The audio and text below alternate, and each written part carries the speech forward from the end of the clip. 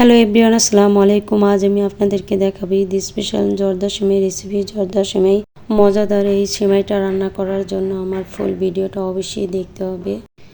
ঈদ ছাড়া যে কোনো সময় বাসায় এই সেমাইটা রান্না করে খেতে পারেন। এটা বাসার ছোট বড় সবাই কম বেশি পছন্দ করবে, কারণ সেমাইটা সত্যি অসাধারণ লাগে খেতে। আপনারা বাসায় অবশ্যই ট্রাই করবেন।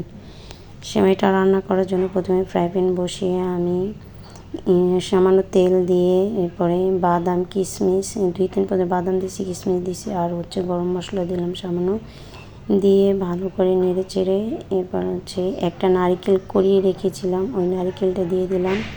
নারকেলটা সামান্য ভেজে এরপরে আমি সেমাইগুলো দিয়ে দিব। সেমাইগুলো আমি আগেই ভেজে রেখেছি। অনেকে সেমাই ভেজে তারপরে ধুয়ে পানি ঝরিয়ে রান্না করে। আমি এখানে শুধু সেমাইগুলো লাল লাল করে ভেজে নিয়েছি। আমি ধুয়ে নিই। আপনারা চাইলে ধুয়ে নিতে পারেন। এরপর আমি 1 কাপ চিনি দিলাম। চিনিটা দিয়ে ভালোভাবে নেড়ে চেড়ে চিনিটি একটু গলে আসলে এরপর আমি 1 কাপ দুধ দিয়ে দিব। দুধ দিয়ে অনবরত নেড়ে চেড়ে দুধটাকে ভালোভাবে মিশিয়ে নিব। দুধটা মিশে গেলে আমি ঢাকনা দিয়ে ঢেকে 2-3 মিনিটের মতো মিডিয়াম আঁচে রেখে দিব। হালকা একটু সিদ্ধ হয়ে আসছে। এবার আমি অনবরত নেড়ে চেড়ে সেমাইটা রান্না করে নেব। আপনারা অবশ্যই এভাবে বাসায় ট্রাই করবেন।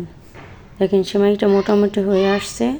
আমি আরও 1/2 কাপ দুধ দিয়ে তারপরে সেমাইটা অনবরত নেড়ে চেড়ে রান্না করে নেব। আমি লাস্টের দুধটা স্কিপ করলাম। আপনারা অবশ্যই 2 বারে দুধ দেন বা পানি দেন, 2 বারে দেওয়ার চেষ্টা করবেন, কারণ 2 বারে দিলে জিনিসটা সুন্দর হয়। একবারে দিলে এইভাবে ঝরঝরা হবে না।